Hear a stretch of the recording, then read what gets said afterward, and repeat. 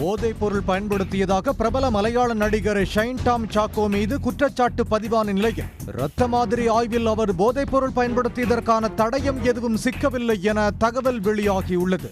மலையாளத்தில் துண்டு, தள்ளுமலா, லவ் என பல்வேறு படங்களில் நடித்த நடிகர் ஷைன் டாம் சாக்கோ சமீபத்தில் அஜித்தின் குட் பேட் அக்லி படத்தில் நடித்திருந்தார்.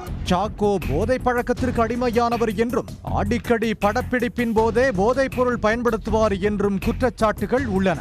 கடந்த ஏப்ரல் மாதம் ஷைன் டாம் சாக்கோ கொச்சியில் உள்ள ஹோட்டல் ஒன்றில் நண்பர்களுடன் போதைப் பொருள் பயன்படுத்தி வருவதாக வந்த தகவலின் அடிப்படையில் போதைப் பொருள் தடுப்பு போலீசார் சோதனை நடத்த சென்றனர். போலீஸ் வருவதை அறிந்து நடிகர் சாக்கோ ஹோட்டல் ஜன்னல் வழியாக தப்பி ஓடினார்.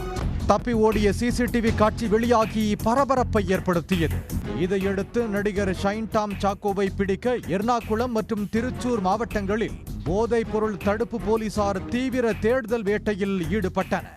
அவரது மொபைல் போன் டவர் லொகேஷன் பொள்ளாச்சியில் காட்டியதால் அங்கும் தேடுதல் பணி நடைபெற்றது. நடிகர் ஷைன் டாம் சாக்கோவை போலீசார் தீவிரமாக தேடி வந்த நிலையில் அவர் அடுத்த நாள் எர்ணாகுளம் வடக்கு காவல் நிலையத்தில் ஆஜரானார். நடிகர் சாக்கோவிடம் 4 மணி நேரத்திற்கு மேலாக போலீசார் துருவி விசாரணை நடத்தினர்.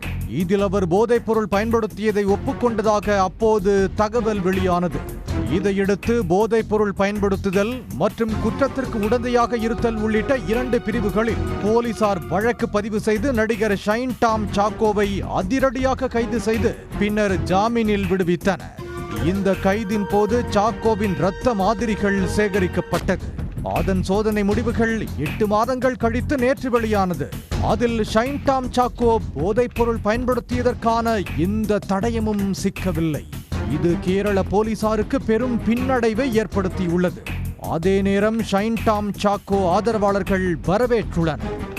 உடனுக்குடன் செய்திகளை தெரிந்து கொள்ள சன் நியூஸ் பெல் ஐகானை கிளிக் பண்ணுங்க.